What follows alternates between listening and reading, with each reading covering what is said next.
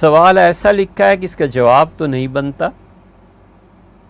لیکن پوچھا ہے کہ مولانا احمد رضا خان صاحب کے ساتھ ہم رحمۃ اللہ علیہ کیوں نہیں کہتے، کیا وجہ ہے؟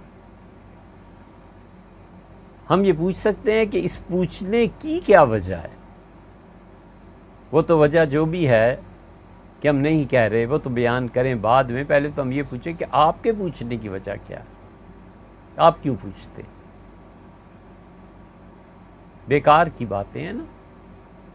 پھر بالکل اسی طرح جتنے بھی بریلوی مکتبہ فکر کے لوگ ہیں کبھی دیوبند کے کسی آدمی کے ساتھ مولانا کا لفظ نہیں لکھیں گے۔ حضرت گنگوئی رحمۃ اللہ علیہ متعلق لکھیں گے تو لکھتے ہیں شیخ رشید احمد۔ حضرت مولانا قاسم نانوتوی رحمۃ اللہ کا نام لکھیں گے تو لکھیں گے علامہ قاسم نانوتوی۔ حضرت سہارنپوری رحمۃ اللہ علیہ کا نام لکھیں گے تو علامہ خلیل احمد، علامہ حسین احمد مدنی۔ کیا مجال ہے! مولانا اسماعیل شہید رحمۃ اللہ تو بالکل ہی نکلے ہوئے ان کے ہاں سے، کبھی کسی کے ساتھ مولانا کا لفظ نہیں لکھیں گے، کبھی۔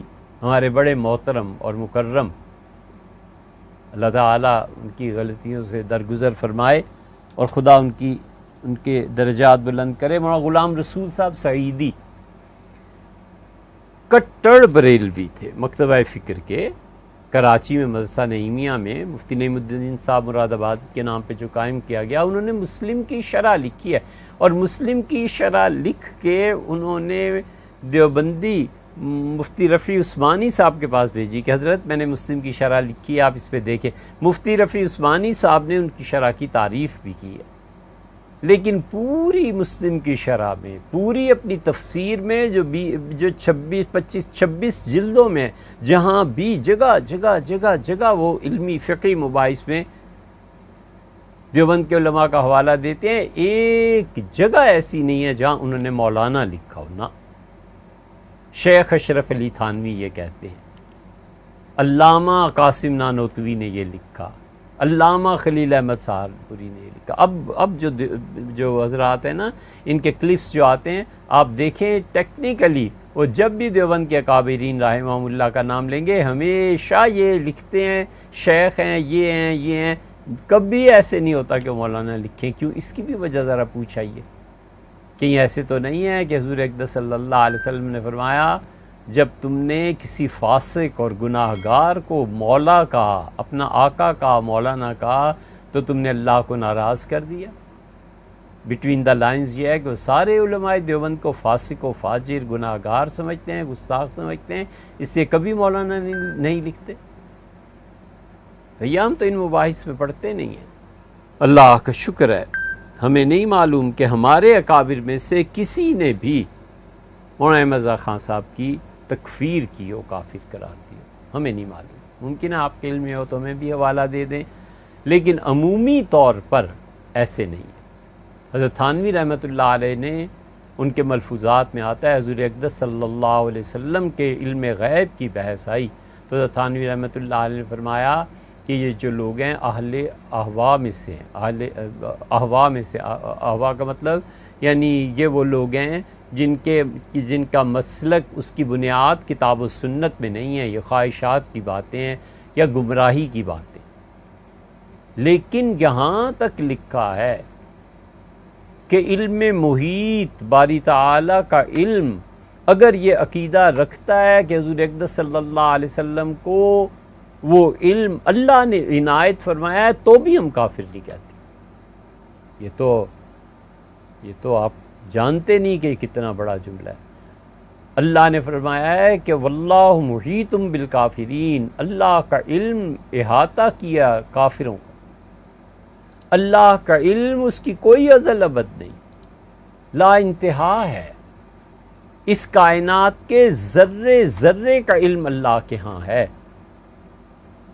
جو اللہ تعالیٰ کے علم پر بات کرتے ہیں حقیقت میں یقین مانے کہ ہم کپاتے ہیں خدا کے علم پہ بات کرتے ہیں۔ اتنی بڑی چیز ہے، اللہ کی صفت ہے، ہول اٹھتا ہے، دل دہل جاتا ہے اللہ کی صفات مبارکہ پر بات کرتے ہوئے بریلوی حضرات کے جو اکابرین تھے، جو بڑے تھے، وہ کہتے تھے ہر چیز کا علم حضور اقدس صلی اللہ علیہ وسلم کو نہیں ہے۔ ہمارے حضرات کہتے تھے کہ حضور اقدس صلی اللہ علیہ وسلم کو اللہ نے علم دیا ہے، یہ عطائی علم ہے، اللہ نے عطا فرمایا ہے۔ نبی کریم صلی اللہ علیہ وسلم کا ذاتی علم کوئی مانے گا تو کافر ہو جائے گا۔ دونوں طرف یہی کہتے ہیں، وہ بھی یہ بھی، بریلوی بھی دیوبندی بھی، دونوں کہتے ہیں کہ حضور اقدس صلی اللہ علیہ وسلم کا علم اگر کوئی ذاتی مانے گا تو کافر ہو جائے گا۔ دونوں کہتے ہیں حضور اقدس صلی اللہ علیہ وسلم کا علم اللہ نے عنایت فرمایا۔ کہتے ہیں اللہ کا علم محیط ہے اور حضور اقدس صلی اللہ علیہ وسلم کا علم محدود ہے۔ محدود علم ماننا کہ اس کی ایک حد ہے، اور محیط ماننا کہ پوری کائنات کیا ہے، جیسے کوئی چیز اللہ کے علم سے باہر ہے ہی نہیں۔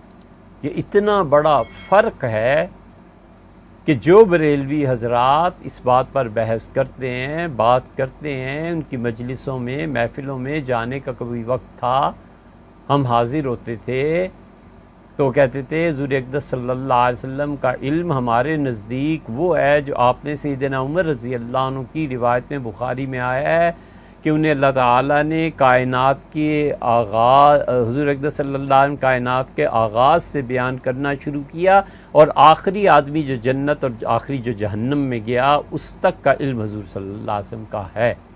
وہ کہتے تھے ان کے علم کی حد ہے، یہ علم محیط نہیں ہے، علم محدود ہے۔ وہ کہتے تھے یہ حدود ہے۔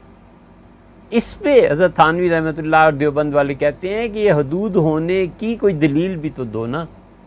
ہمارے نزدیک بس مطلق ہے کہ اللہ نے جتنا علم چاہا عنایت فرما دیا، تھوڑا ہے، زیادہ ہے، کچھ جو بھی ہے، اللہ نے بس علم عنایت فرمایا۔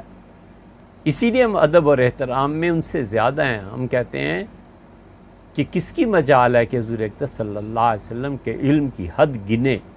وہ اللہ کے رسول ہیں، وہ خدا کے محبوب ہیں، اللہ تعالیٰ نے حکم دیا ہے وَقُلْ رَبِّ زِدْنِي عِلْمًا، اور اللہ میرے علم میں اضافہ فرما۔